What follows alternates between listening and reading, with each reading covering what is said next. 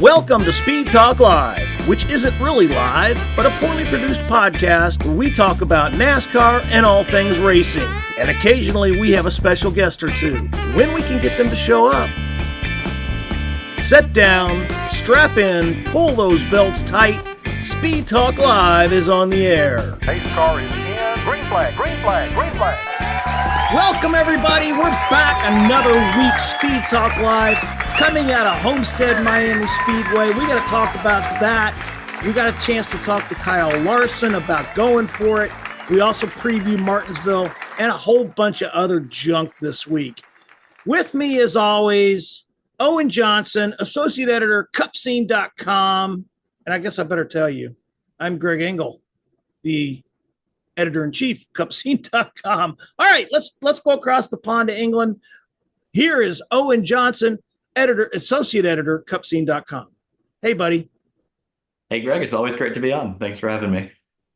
Yeah, thanks for jumping on. The chaos that goes on behind the scenes and the schedules and everything. We work it out somehow. Also, we work out the microphone. Last week, let me tell you something weird that's happened. I've got this microphone, right? And I love it. It works great. The problem was I didn't have it hooked up last week. I didn't know that. So when I went to trying to produce this thing, which is poorly produced anyway, it sounded like really hollow. And I'm like, wait a minute, what's going on? And then I realized I didn't have that mic hooked up. Well, that wouldn't have been a problem because I've got another boom mic over here. And I thought, well, that one's hooked up and it's off to the side and it was picking it up. No, that wasn't hooked up. It wasn't even plugged in. Neither one was plugged in. So it's the mystery of, I don't even know where the hell this microphone is that's recorded all this, but hey, I'm pretty sure I got the right microphone hooked up this week. Hold on, let me check just to make sure. I got you loud and clear. Yeah, there you go. All right. So there you go. Since it's confirmed, we got that junk settled. All right, let's dive into this. I was at Homestead-Miami Speedway. I will not hark about the fact that I was stationed there at Homestead Air Force Base for 10 years. My wife and I live down there, love it down there. I'm very biased towards it. The track itself is only a couple miles from where we used to live until Hurricane Andrew decided otherwise. So I always love going down to Homestead-Miami Speedway. But the race this time was probably one of the best I've ever seen there. It was one for the highlight reels, especially those last final laps. And normally I would overlay a screenshot or a little video of the actual finish. You can find it on YouTube because NASCAR, in their infinite wisdom, has decided they don't want us showing any in-race footage, despite the fact that hundreds of other YouTubers do it and get away with it for some reason. I guess maybe they don't like me. Maybe I'm still on their Christmas card list, I guess. But so you can go find that, but it was an amazing finish. First, you think Hamlin's going to win. Then you think Blaney's going to win. No. Reddick running his own line up against the wall. Final lap, gets by Blaney, wins the race. It was just a fantastic race all the way start to finish from beginning to end. And I loved every second of it. And Blaney, in my mind, nearly won it. But I know you watched it from across the pond. What are your thoughts on the race itself on Sunday? Well, what a race, really. I think the consummate playoff race with all the playoff drivers really in contention. I mean, Logano had a bit of struggles throughout the night, but he's already locked in, so that didn't really matter much. But a lot of the playoff drivers really up in contention at the front of the field, and you just have to feel for some of them, especially Blaney, who really nearly won it, was leading coming into those last corners, and then just left the door open for that amazing move on the wall by Reddick.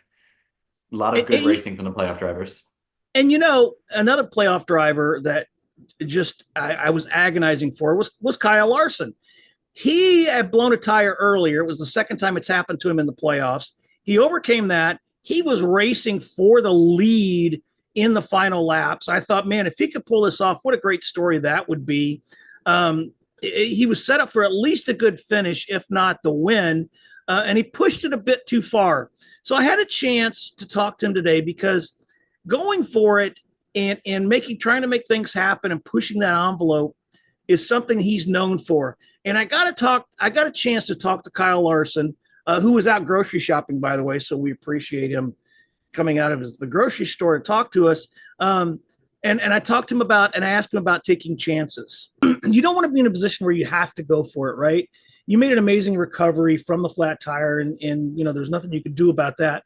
When you have those go for it moments, though, and you push that, that's kind of signature move to me that you have is the ability to go for it when you need to. But when it doesn't work out, like it happened Sunday, when maybe push a little too far, it seems to me that those moments since I've watched your career have become less and less where you do push too far and step over the line. Do you consider those moments like that when it doesn't work out to this day as learning moments? Yeah, I mean, I think every moment is a learning moment, you're right? Like good, bad, whatever. Average, like you learn from every lap of every race and every move you make throughout, your whole career. Yeah, I mean, Sunday, I don't really know, like I shouldn't have been battling for the win. Like I know it's hard to tell, when you're watching, but like the underbody is destroyed from the flat. So I mean my car was driving terribly until, I got against the wall and just was risking my car for the next 100 and well shoot probably 220 laps. So yeah, I mean it's just I'm sure I'm bummed that, I went for a gap and I spun and lost my shot to win.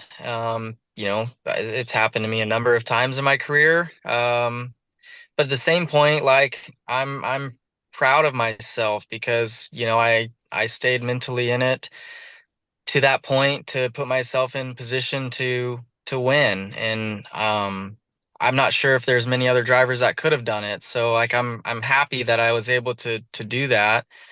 Sure, I would have liked that move to work, but it's just tough. And I think it's really easy to look back and fans or even myself look back and be like, well, you should have just waited. You should have waited a lap or two. Like that sounds so easy.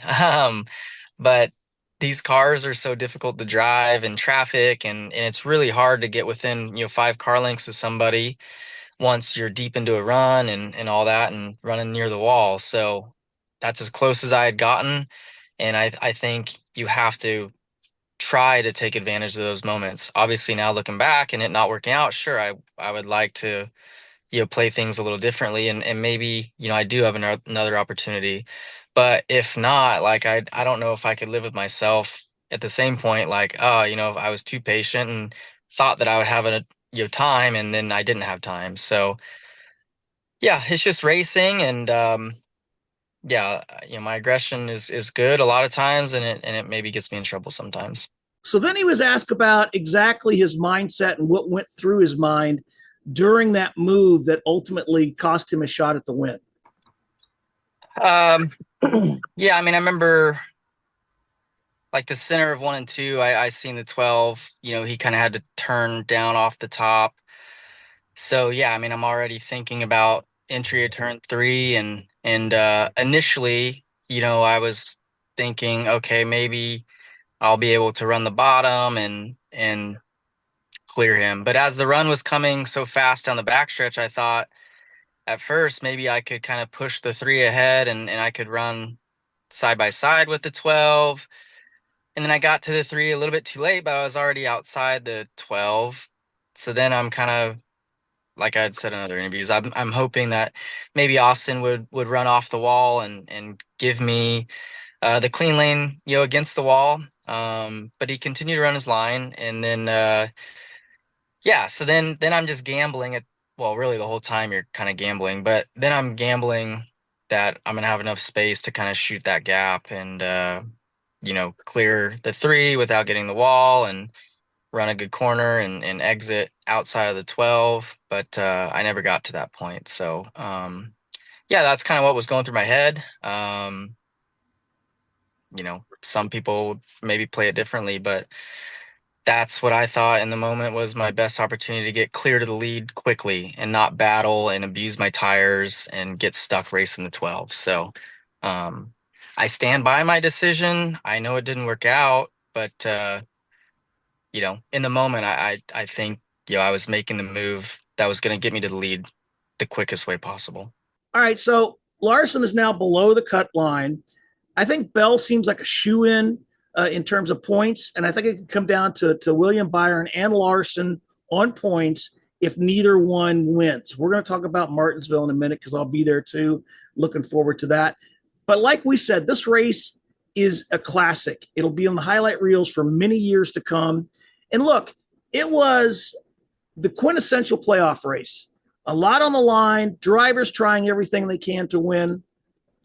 The racing throughout was fantastic. There were no long stretches of any kind of single car lines, anything like that. Here, and the fans started talking about this, and I kind of agree with them right after the race. Look, this was the championship race from 2002 to 2019. And then they decided to move it to Phoenix. Now, look, I'm all for Phoenix. I love Phoenix. Phoenix, I did my residency for 2 years out there. Great people. It's a great place to go, but it just has a different vibe in Miami. It's with the neon colors and the flamingos and the Miami Vice throwback. I mean, to me, Miami just has a different vibe than anywhere else we go. Look, I may be biased, like I said, because I used to live there. My favorite restaurant in the whole world, Garcia's Fish House on the Miami River, is my go-to place. I always go there for stone crabs. I went there Friday night and had a blast. I actually ended up, because I was by myself, I sat at a table of oddly 10 officers from the Atlanta Police Department who happened to be in Miami recruiting at a convention. But anyway, we had a blast. The owner's son, Jay, came around and said hi. And it's just, I love that place. And I love Miami itself. And I think it's just got a different vibe and a different, feeling than any of the mile and a half for sure because of the progressive banking. But the area itself, I think, is just, it's amazing. And you know what, Owen, we need to get you to Miami because you've been to several tracks now. You've never been to Miami, and we're going back in March. So maybe we'll see if we can get you down there sometime. I would love to, especially with what you talk about with all that vibe. And I can't speak to the vibe necessarily, but for that to add to that conversation about where I'd like the championship, I completely agree with you. I think Miami is a great place for it. It's a great track. This car, especially this new next gen car, races so well in the mile and a half, and it put on a great show at Miami this past weekend. And I really don't understand why NASCAR takes its second biggest race of the year, the race that it can choose what facility it goes to, and puts it on any track that isn't a mile and a half with the car we have right now. We've got a great race at Kansas earlier this year, great racing at Homestead again. I think a mile and a half should be the championship, and Homestead is a great contender, just put on a great show. Yeah, and like I said, the vibe is just certainly totally different than anywhere else we go on the circuit. And even the drivers, some of the drivers say that. So yeah, I think the mile and a half is the showcase for this car. And I think a mile and a half track needs to end the season. And I think Miami would be the perfect place for it. Look, it's not going to happen next year. The schedule's already out. We know we're going to Phoenix next year. But look, when I was there was talk about ISC, which de facto NASCAR, who now owns the track and bought it from Ralph Sanchez, is going to be making some infrastructure upgrades. Well, that's got everybody talking because if they're going to make some infrastructure upgrades, then perhaps we could see it back as the finale in 2026. And look, even without the infrastructure upgrades, it would be fine because, like I said, we hosted it down there from 2002 to 2019. I went to most of those, and it was a great time. And the crowds were fantastic. Speaking of the crowds, one of the garbage websites, and I call them garbage because all they are is they exist for page views, and they put out these sensationalist headlines, and they take different quotes from different drivers and different fans, and they try to make them something they're not. One of the things that they said this weekend or after the race was that fans were in an uproar about empty seats. Well, I hate to tell you guys, it wasn't an announced sellout, so I can't sit here and say it was a sellout, but I specifically stood in the press box on Sunday afternoon before the race and looked out over the crowd, and I saw very, very few empty seats. It was jam packed there. Everybody was having a great time. The only reason there might have been some fewer people than possible is the Miami Dolphins were playing up the road, so that could have siphoned some of the crowd away. But from what I saw from my vantage point, man, the place was packed. And I also know it was packed because 2 hours after the race, when I was driving home, I ran into traffic. And I can't always say I do that at Homestead, even in the championship years. So, yes, you garbage websites, you are wrong. There was plenty of people there, plenty of great racing, and empty seats my ass. No, it didn't happen. Look, let's wrap up some other stuff. Austin Hill scored an emotional win in the Xfinity Series to lock his way in to the Final Four. And it was emotional because he's never been in the Final Four, and it puts it in there for RCR, which there was a time when we couldn't be able to say that. Now RCR is going to have a representative in the Xfinity Championship. And Justin Allgaier announced on Saturday, I think it was Saturday, it might have been Friday, that he's signed a multi-year extension with JR Motorsports. Good for him. I'm glad. I think that's a good matchup there, and I hope Justin can not only break through to the Final Four, but have some more chances in the future. Look, Grant Enfinger, who's one of my favorite drivers of all time, great guy. I've spent some time with him. He won the trucks race. It was a second win in the round, which leads me to wonder: is he the favorite to win it all? What do you think about that, Owen? Well, I think he has to be kind of the favorite coming in just with the amount of wins he scored this round. And if momentum means anything, we'll see if that'll carry him through Phoenix. But I'm still a little bit cautious with that team just because it's the first year for that CR7 Motorsports crew to get any wins at all. And the first two wins came in these last two races. We know they can get it done now, but can they get it done at the highest level with the most pressure in a championship race? It's a young team, we'll see, but I know Enfinger's a talented driver, and clearly they can build a fast truck to get to victory lane. So he has to be the favorite, but I wouldn't say it's a runaway favorite. Hey, I'm looking forward to it. Either way, I'll be there in Phoenix for that race, and we'll see if we're right. And when it comes down to it, in just 2 weeks, I can't believe the season already it's only 2 weeks. Took 2 weeks left. Other notes from that truck race: Matt Mills and Connor Jones got together. Matt Mills was hospitalized for a couple of days. He's fine now. He's out. But Connor Jones didn't say anything at the track. He was approached. He didn't say anything at the track, later posting an apology on social media, which some people accused him of being AI generated. He was parked for 2 laps during the race by NASCAR, and then posted that apology later.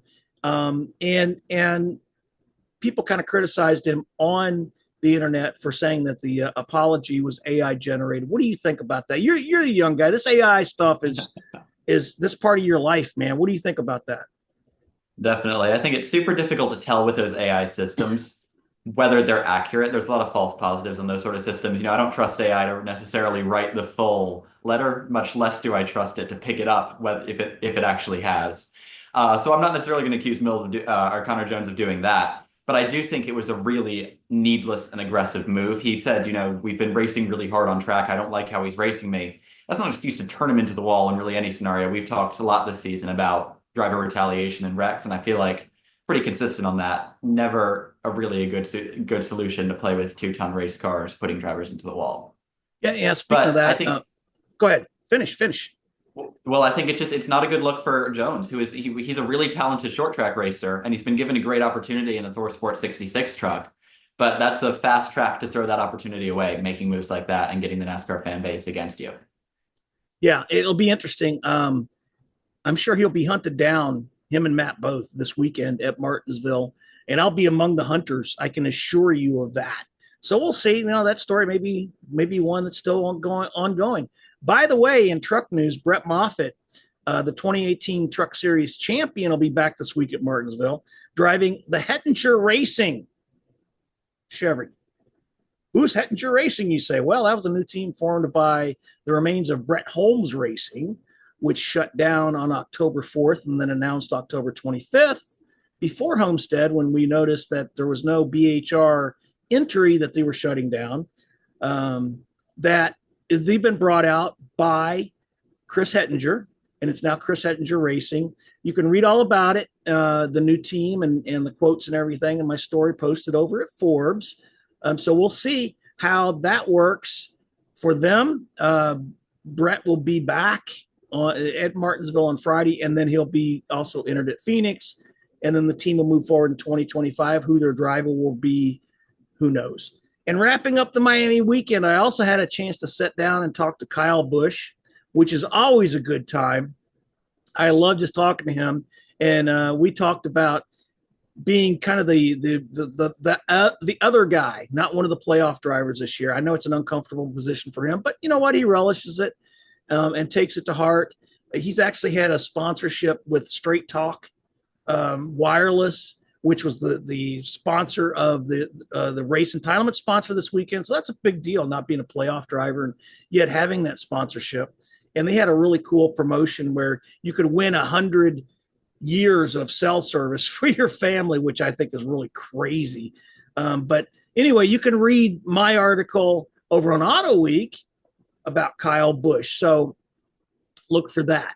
Listen, a report says that NASCAR is in talks with Saudi Arabia, and really kind of weirdly, NASCAR declined comment, which means they didn't deny it, but it could be an opportunity not for a points race, but could be for like an off-season demo like they did in Suzuka back in 96, 97.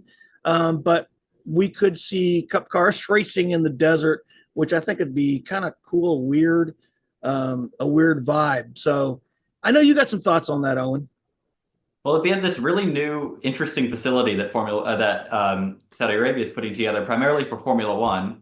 Among some other interesting features, it features a 20-story up banked corner, which should be some interesting camera angles, if nothing else, during the racing. But I think one thing that Adam Stern pointed out was that NASCAR's tried to put together a Middle Eastern series in the past, similar to the Canada Pinty series, the Mexico series, the Brazil series.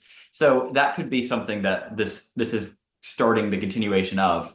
Races at maybe the Dubai Autodrome, the Jeddah Circuit, Yas Marina, and Abu Dhabi. There's a lot of good racetracks out there. I think it could be an interesting series, and I would like to see NASCAR expand its worldwide presence. I would be tuning in. Yeah, and you know what? I think that makes more sense than sending a bunch of Cup guys over there for a demo race. And you're right. I think that's something we could see. I think Saudi Arabia has one advantage when it comes to the sports world, and that is a lot of money. They throw a lot of money at stuff just to get noticed, and that's fine. But that does make sense that we could have a Middle Eastern series similar to the Pinties and the European series. So more to come on that. But I just thought it was interesting that NASCAR didn't deny it. They just declined comment, which is usually something is going on behind the scenes that we don't know about. All right, National Motorsports Press Association, of which I am a proud member and award winner. We have the most popular driving award is open now for voting. You can go to NASCAR.com. And if you're a sponsor, I mean, not only do we need a sponsor here, but the NMPA could use a sponsor for that. The sponsor we had for many years decided not to move forward. So we could use a sponsor over there. So holla if you have any opportunity to do that, but go and vote for the NASCAR most popular driver over on NASCAR.com. The voting is open now, and who will get it? I don't know, but you know what? One thing I do know is that after I go to Martinsville this weekend and Phoenix, I will be going to the NASCAR banquet on November 22nd. I'll be there for that. And we got the Myers Brothers Award. We got some other stuff going on. Hey, I'm looking forward to that. I don't normally go to banquets, the NASCAR awards banquet, because by that time I'm pretty much done with the season. But looking forward to that. That'll be my first visit to the one in Charlotte, which they moved it to this year after being in New York and Vegas and Nashville. I think it belongs in Charlotte, and I'm glad it's there. All right, let's talk about Martinsville. Denny Hamlin, who is below the cut line, will be one of those in a desperation mode. Blaney won there last year, and he could do so again, but Kyle Larson is also below the cut line, 7 points below. So I asked him about Martinsville. And heading to Martinsville, obviously, you talked about being 7 points below the cut line, but you got 4 poles there, including in the spring. and you won there a couple of years ago. That must have give you a lot of confidence heading there for a chance to not just to win, but have a decent enough run to point your way in. Sure. I mean, I have a lot more confidence than I would have had there 5 years ago. Being this close to the cutoff, I feel like since joining Hendrick, it's actually been one of my better tracks. Maybe not for points scored, but you know, finish wise, we've won. We've finished second a couple times, maybe finished in the top five, maybe one or other two times, and yeah. So I have confidence going there, but I just haven't had like dominating speed there, and I think my car is still much better than I am there, but where guys like Denny, Blaney lately, Chase, even and William, they've had dominating speed, and those are all the guys that I'm going up against. So, I think we'll have a good car, a great car, and we'll have a good shot. It's just it's a tough place, and it's not a place that's ever really been comfortable for me, even with the success that we've had. It's a tough, really tough track for me. And heading to Martinsville below the cut line, how will Larson balance points racing versus going for it all for the win? Yeah, I mean, I think for me, I'm just gonna try to execute, you know, my my job the best that I can, and not, make mistakes and keep ourselves in the hunt. I'm confident that our pit crew is gonna do a great job, and I don't think there's many other teams that do as good of a job as we do with pit strategy. So, yeah, I think I've got a great team that can execute on all those areas. But yeah, as you mentioned, I think, yeah, it's tough because, yeah, you look at all the guys that are left in the playoffs. Like, I feel like the two teams that probably would have the least chance of winning at Martinsville have already won in the round of eight. So yeah, it comes down to Bell, William, Chase, Denny, and myself. I think I'm forgetting maybe one other person, but everybody that's left in the round of eight is really good at Martinsville, and probably going to be one of the. I would say it's one of those six that are going to win the race. So it almost makes it feel like it's a must win in a lot of ways. But yeah, we'll see. It's gonna be fun. It's gonna be exciting. I think the fans will be in for a treat, and it's definitely gonna come down to the end like it always does. So hopefully we're a part of that group that's fighting for the win, and or at least fighting for a great points day, and see how it all plays out. All right, what are your thoughts looking forward to this weekend at Martinsville? Well, I think my biggest thought is just what the racing is going to look like. We have a unique tire setup now. So the right side of the car is going to feature the option tire that was raced at Richmond, a little bit higher wearing, higher speed tire. And the left side of the car is going to be a unique compound developed exclusively for Martinsville for this race. So it's going to be something completely new for the teams. There's a 45-minute practice session for all of them to figure it out, but it's going to look different. And I really do hope, I was at Martinsville in the spring, I really do hope they can improve some of the racing. That track needs some passing opportunities. That track needs a little bit of racing improvement. I think the tires did a really good job at Richmond. I think obviously the racing overshadowed it like we talked about, but the tires were also fantastic. So I'm looking forward to something like that again. Now, who's going to get it done? As Hendrick reminded us, I think in the spring race, it's their track. The team has really been incredibly successful at Martinsville in the past, and they did it again in the spring with William Byron. I think it's one of their drivers again, and really, I think it's Byron again. But Larson has a good shot, and Chase Elliott also has a great shot. And you reminded me of something talking about tires. I haven't seen a big deal with tires other than the what I call the Bristol mistake, which was a happy accident. So it's going to be interesting to me to see how that works this weekend, because you're right. It should hopefully it'll improve the racing. Speaking of tires, though, they did test wet weather tires at Homestead-Miami this weekend or on Monday, and by all reports, that's good. So could we see wet weather tires on a 1.5-mile track? My God, that would be amazing.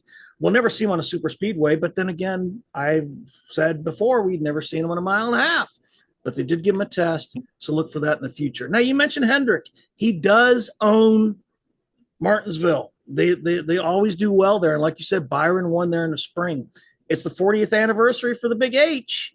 But you know what? I think Hamlin will be a monster. He's going to be a bully. Stop at nothing to make it to the final round. He lost out on the final round the last 2 years, including the now famous Chastain Hale Melon move. I think Hamlin wants to join Reddick and make Michael Reddick in the final four and make Michael Jordan happy, which obviously he would be if he had his buddy and team co-owner in with a member of their team. So I think Denny Hamlin is going to be the monster there, and the points are going to come down to Bell or Byron and Larson. And I think Larson's smart enough to get it done. So we'll see. But I'm looking forward to going there. I'll be there Friday and all the way through the weekend. You will be over in England, swimming, right? I will be swimming this weekend, yes. And studying law and becoming the smartest lawyer on the planet. So, all right. That's all the time we got today. We're gonna get Owen in a pool, and I'm gonna I don't know, sit on my fat butt and do nothing. But get ready to go to Martinsville, and then we'll follow up next week with that. And then it's off to Phoenix for the last race of the season. And part of me looks forward to that, especially this time of the year. But part of me says, I wish there was more. But we'll see how I feel on Sunday night after Phoenix when it's all over and we pop the beers, which we do, kind of a tradition. So anyway, have a great week. We appreciate your support. Like and subscribe, comment down there and tell us what you want to see, what you don't want to see, and how bad I produce this thing. And hopefully the microphone is working. All right, guys. We'll see you next time. Take care, everybody. Thanks for listening to Speed Talk Live. For questions or just to tell us how bad our production is or to leave other feedback, leave us a comment below. For all the latest NASCAR news, visit www.cupscene.com. Until next time, peace out and let's go racing.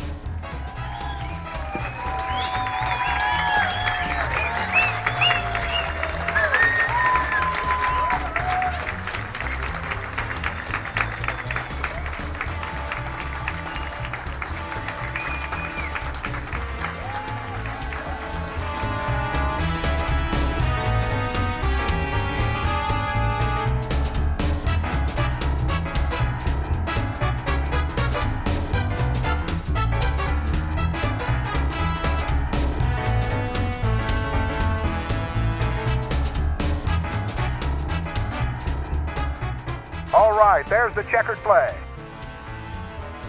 Great job, driver.